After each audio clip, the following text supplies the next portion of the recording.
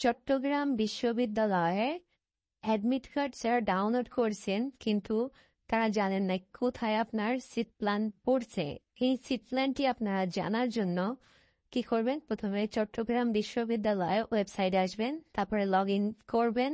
আপনার user ID এবং পাসওয়ার্ডটি দিয়ে লগ ইন করতে হবে। দেন লগ ইন করার পরে আপনার প্রোফাইলটি ওপেন হবে। প্রোফাইল ওপেন হওয়ার পরে আপনার কিছু ইনফরমেশন দেখতে পাবেন, যে এখান থেকে আপনারা চাইলে যারা অ্যাডমিট কার্ড ডাউনলোড করেননি তারা ডাউনলোড করে নিতে পারবেন অ্যাডমিট কার্ডটি এখান থেকে। এবং সিট প্ল্যান দেখার জন্য আপনার এই যে সাইটের নিচে লেখা আছে সিট প্ল্যান, এটাতে ক্লিক করবেন। আপনি যে ইউনিটে আবেদন করছেন সেই ইউনিটগুলো এখানে শো করবে।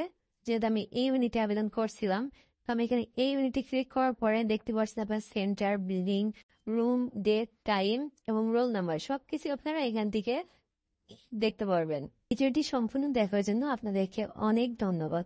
ভিডিওটি ভালো লাগলে অবশ্যই সাবস্ক্রাইব করে পাশে থাকবেন।